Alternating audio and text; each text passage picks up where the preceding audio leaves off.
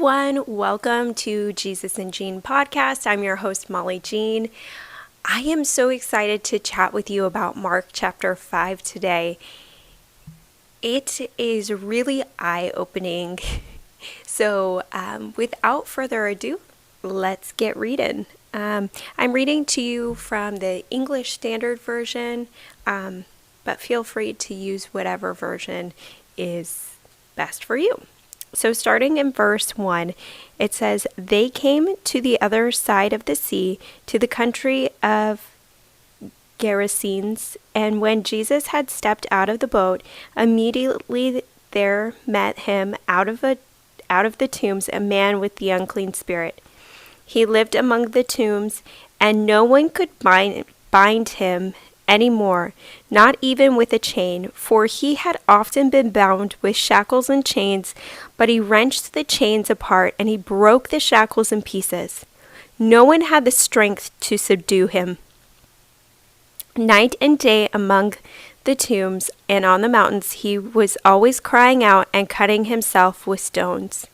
And when he saw Jesus from afar, he ran and fell down before him, and crying out with a loud voice, he said, 'What have you to do with me, Jesus, Son of the Most High God? I adjure you by God, do not torment me.' For he was saying to him, 'Come out of the man, you unclean spirit.' And Jesus asked him, 'What is your name?' He replied, 'My name is Legion, for we are many.' And he begged him earnestly not to send them out of the country. Now a great herd of pigs was feeding there on the hillside, and they begged him, saying, 'Send us to the pigs, let us enter them.' So he gave them permission, and the unclean spirits came out and entered the pigs, and the herd, numbering about 2,000, rushed down the steep bank into the sea and drowned in the sea. The herdsmen fled and told it in the city and in the country. And people came to see what it was that had happened. And they came to Jesus and saw the demon-possessed man, the one who had the legion, sitting there clothed and in his right mind. And they were afraid. And those who had seen it described to them what had happened to the demon-possessed man to the pigs, and they began to beg Jesus to depart from their region. As he was getting into the boat, the man who had been possessed with demons begged him that he might be with him.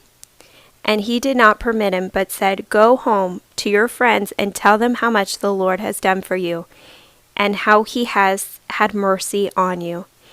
And he went away and began to proclaim to the Decapolis how much Jesus had done for him, and everyone marveled."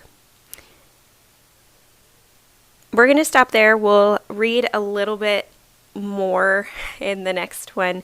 There are 43 verses, and I forgot to tell you that because I was just so excited to talk about this section and this story. So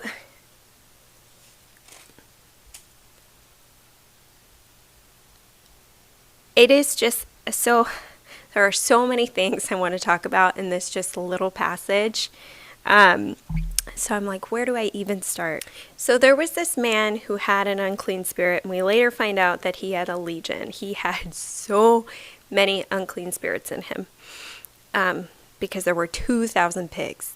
So that is so many demons to have in one man. And no wonder he was like screaming in the night and hurting himself, because I'm sure that it just makes you like lose your mind. You're so tormented. So the man ran out and he fell down before him, and I'm not sure if this was him as a human, separate from all the unclean spirits that had attached themselves to him, if he saw Jesus and was like, "Please help me," or if it was all of those demons knowing that he was the Most High God, and they have to, they asked him What have you to do with me? Jesus, Son of the Most High God. I want to talk to you quickly about this, because in John, we saw people with unclean spirits, but we did not see this many in John. We just saw a few, and in Mark, there are so many stories with people with unclean spirits. And I know that can sound really scary. Like, how does this even happen? Because remember, there were people walking around in the temple with unclean spirits. And the unclean spirits, they recognize Jesus, right? And they speak out to him, and he says, silence.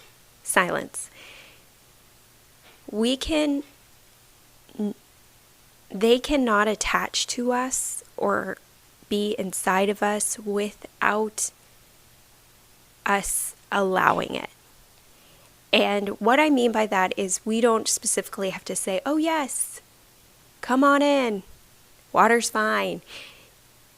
With our lifestyle, if we live in a lifestyle of sin, we have already opened the door for demons and unclean spirits to come and hang around us when we live in those lifestyles of sin, because we are already disobeying God. And when we disobey God and when we live in lifestyles of sin, we are usually putting cotton balls in our ears, putting wool over our eyes so that we are not being convicted of that sin, right?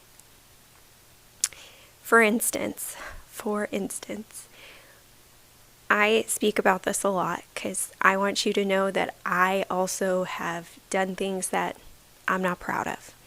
But for 10 years, almost 10 years, it wasn't quite 10 years, but I lived in a lifestyle of sin.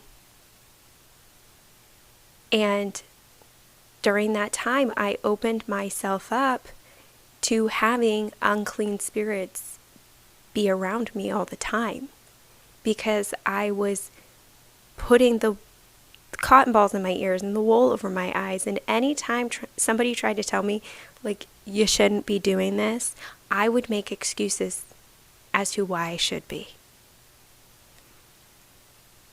And just like looking back, like I'm in shock of all the things. But the Lord, I want you to know that the Lord protects you. So this is why we have to obey. Okay? This is why we have to obey Jesus and cling to him. Because as we're finding out, demons don't want to be anywhere near Jesus. When Jesus shows up, they're like, hey, what are you going to do with me? Because they know that Jesus has the power and will cast them out. And then they're not here. You know what I mean? Oh no. So when you cling to Jesus and you spend time in God's Word and you spend time with Jesus, and he is your life, he is your obsession, he is your highest priority. When we cling to Jesus, those doors automatically get shut. Does that make sense? So when we live a lifestyle of sin, we have the doors open. We are opening doors for unclean things to come in and roam around in our life. But as soon as we cling to Jesus and we follow after him and we are in the Word of God, we are spending time in his presence, we are praying, those doors get closed, okay? There is such thing as spiritual warfare, which we will talk more on later. And the harder you seek Jesus, the more they're going to try to distract you and get you off like off center, off the path, off the straight and narrow, so that you will not be with Jesus forever. Like, just as much as Jesus has a plan for you, they have a plan to separate you from God forever. Like, that is the plan for them. So, I say all this not to scare you. That is not my intention. And you shouldn't be scared, because we have the one that conquered death. The one that we follow, Jesus, the demons flee from. They flee. They literally flee. Okay? So if he is who you are following, if he is who you are clinging to, you have nothing, literally nothing to fear, because he's got you. Okay? And how marvelous it must have been for that man. I don't know how long he had been tormented by those unclean spirits, but it sounded like it was at least a good chunk of time. And then to be sitting with Jesus in his right mind. Oh, how peaceful that must have felt. Like, just in his right mind. And I want to say something. So if you are feeling like you are out of your mind because of mental health or depression or anxiety or what have you, and you feel like you are being tormented in your mind, where you cannot think clearly, you can't sleep well, things like that, like you're always paranoid, always afraid, that is a good time to get before the Lord and say, Lord, these things are not of you. They are not of you. Jesus does not bring anxiety or fear. It actually says his perfect love, because his love is perfect, casts out all fear. He gives you joy. So these things, depression, fear, anxiety, literally being tormented in your mind, having the thoughts that you should harm yourself, those are not of God. Those are not of Jesus. So if you feel any of those things, get before the Lord and ask him to take those away. And he will. He will take them away. My favorite part is at the end when Jesus goes to get back in the boat, and so he goes to get back. Oh, I'm not even in the right spot. So he goes to get back in the boat, and the man doesn't want to be parted from Jesus. Because that's how we are if we've had a really rough life, just rough, and then we come to Jesus, that is how we are. We're like, I am not going to let you go for anything. For anything. And Jesus says, go spend time with your friends. Go home to your friends and tell them what the Lord has done for you. Because he probably hadn't seen his friends in a long time. And I just love that. He was like, go home. Go hang out with your friends. And everyone marveled. Everyone marveled at what Jesus had done. Okay, let's go on to verse 21. And when Jesus had crossed again in the boat to the other side, a great crowd gathered about him, and he was beside the sea. Then came one of the rulers of the synagogue, Jairus by name, and seeing him, he fell at his feet and implored him earnestly, saying, My little daughter is at the point of death. Come and lay your hands on her, so that she may be made well and live. And he went with him. And a great crowd followed him and thronged about him. And there was a woman who had a discharge of blood for 12 years, and who had suffered much under many physicians, and had spent all that she had, and was no better, but rather grew worse. She had heard the reports about Jesus, and came up behind him in the crowd and touched his garment. For she said, "If I touch even his garment, I will be made well." And immediately the flow of blood dried up, and she felt in her body that she was healed of her disease. And Jesus, perceiving in himself that power had gone out from him, immediately turned around in the crowd and said, "Who touched my garments?" And his disciples said to him, "You see the crowd pressing around you, and yet you say, 'Who touched me?'" And he looked around to see who had done it. But the woman, knowing what had happened to her, came in fear and trembling, and fell down before him, and told him the whole truth. And he said to her, "Daughter, your faith has made you well.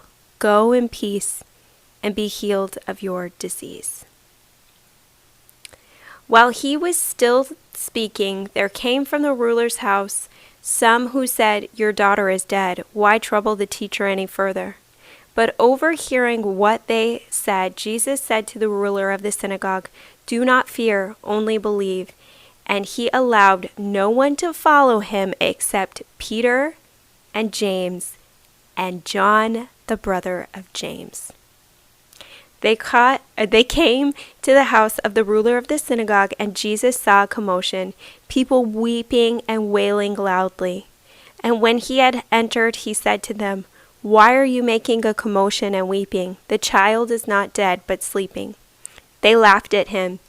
But he put them all outside, and took the child's father and mother, and those who were with him, and went in where the child was. Taking her by the hand, he said to her, Talitha Kumi, which means, "Little girl, I say to you, arise." And immediately the girl got up and began walking, for she was 12 years old of age.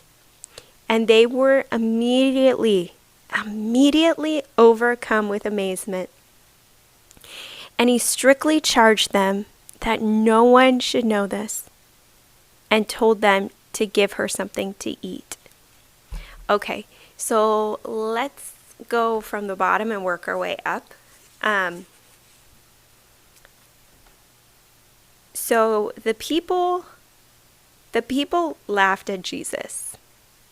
I can't imagine. I cannot even imagine. They did not think, obviously, that he was going to heal that child. But I think it's very interesting that Peter and John are always together, right?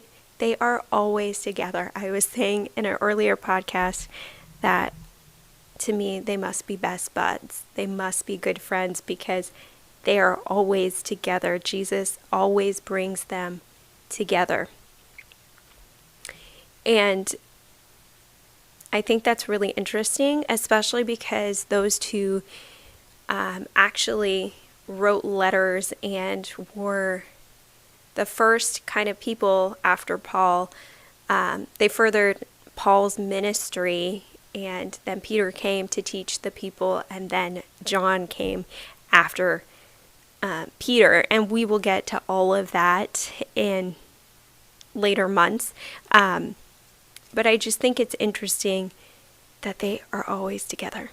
I love it. I love it. I love it. I love it. Okay. So going back up to, so it was a ruler of the synagogue, which I always find really interesting. And he saw Jesus and he fell at his feet. And he was very upset. So, and by this, we have read about the Pharisees and the rulers of the synagogue before this, and they have always kind of questioned Jesus, except for Nicodemus. And it's very interesting to me that there were some that did believe that Jesus could do miracles. And this is one of them. He saw his daughter was at the point of death, and it doesn't say if he had run out of options and Jesus was his last resort, or he did believe that Jesus could do a miracle and heal his daughter. Otherwise, he wouldn't have come. And then I love that the woman, so the woman comes, she touches his garment, and it says that she came in fear. Now, in Mark, when they say fear, like they came in fear, they were in fear. It's not like fear like I'm scared. It's fear as in awe, reverence, respect. Because like in the last chapter when they were in the boat, and I totally forgot to mention this, they were in the boat and it says,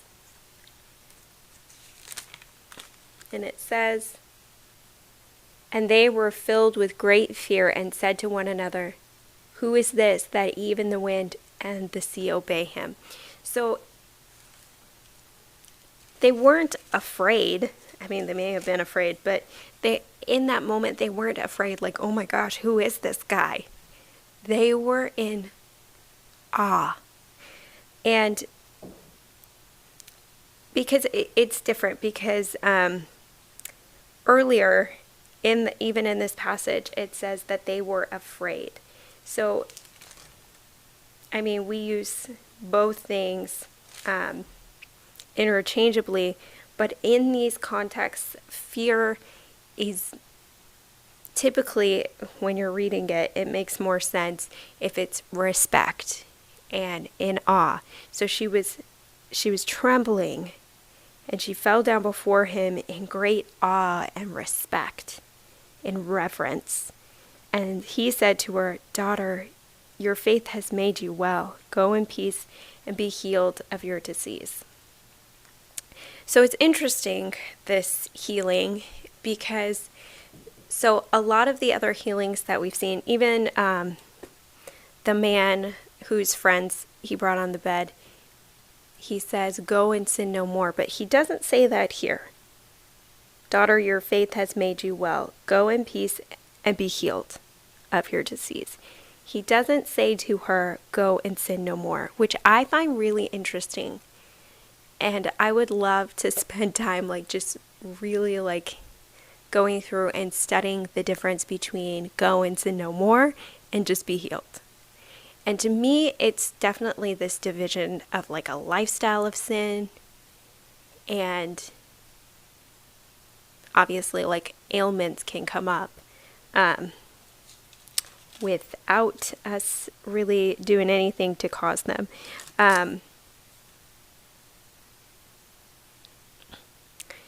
I have a note here. You probably just saw me trying to read that. I put, her desperation changed her life. So sometimes we are so desperate to be healed, right? So like I was saying before, if you feel like depression, anxiety, like a tormented head, like you just feel like you can't think clearly, desperately seek the Lord. He will heal you if you ask. Because those things are not of Him. So if you wash yourself in the Word, and sometimes we have to physically change our mind to be against those things. Like, I will not have anxiety. I will not. I am taking that off, and I am going to trust the Lord. And sometimes we have to do that. We have to be so desperate to get away from the torment that we are receiving in our head, in our body, that we say, I am not going to have anxiety anymore. And I know that for some of you, you are like, okay, easier said than done. But let me tell you a little story. Let me put this down. So back when I was in my lifestyle of sin, I was legit like tormented in my mind and in my body. Like, no joke. I had fear. I was riddled with fear and anxiety and depression, and my body physically was ill all the time. And I actually had ulcers in the lining of my intestines. I couldn't eat like any food. At one point, the only food I could eat were almonds, because that was the only thing that did not upset my gut. It did not upset my body. I would break out in hives. I was unwell. I couldn't think clearly. I couldn't communicate clearly. Like, I was tormented in my body and in my mind. And I didn't know that I was being tormented in my body and in my mind. I would have really terrible anxiety attacks where I would call my best friend.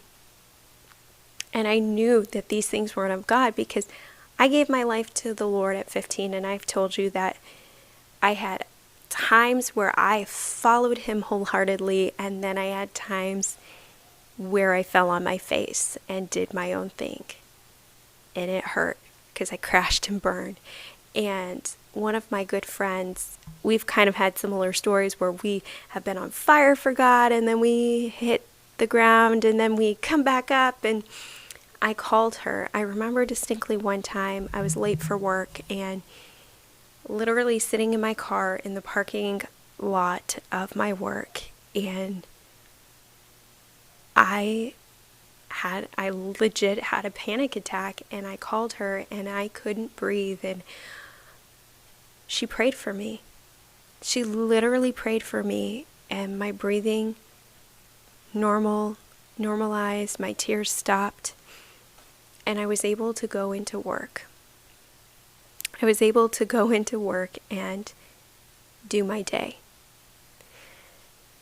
And actually, to be completely honest with you, a couple years ago, when I was in church, and I was in worshiping the Lord, and He showed me this picture of yarn stitched through me from the shoulder to my hip, and it said anxiety, and it was like woven into who I was.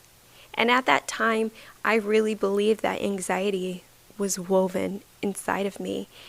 And Jesus told me, there is a day where you are not going to be woven with anxiety. And now that we've been going through the Bible every week, it made me realize so much more that anxiety is not of Jesus. It just isn't. Depression is not of Jesus. It just isn't. And if sometimes we do have physical ailments, and they're a mystery as to how they started or why they started, and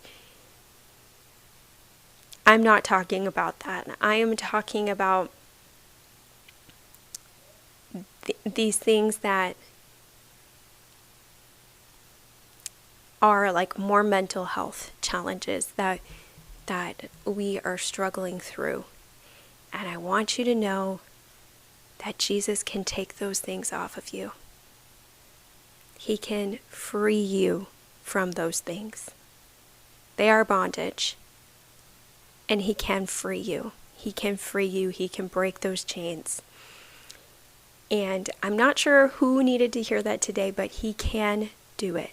He can break those chains. Cling to Him. Put on joy. Put on joy. Say, I am not going to worry. I am not going to worry. And sometimes anxiety still tries to come and plague me. And you know what I do? I literally call out to Jesus. I literally call out to Jesus. When anything tries to attack me, I literally call out to Jesus. I say, Jesus, come here, be in my mind. Give me peace. That's all I say. I say, Jesus, come here, be with me. And immediately it leaves. Immediately it leaves. Okay? So, go and be healed today. Go and walk in peace. Go and walk in joy. He has got you. He has got you. And when we practice that, when we practice calling out to Jesus instead of normalizing these things, because they're not normal, when we start calling out to Him and making Him a priority and clinging to Him and calling out to Him when things are not normal and asking Him to come and be with you, you will start to see that your life is changing and that those things that once plagued you no longer plague you. Relationships, anxiety, depression, what have you. So that is all I've got for you today. I hope you have a great weekend, and I will see you back here on Monday for Mark chapter 6. This is Jesus and Jean podcast, and I'm your host, Molly Jean. Have a great rest of your day. Bye-bye.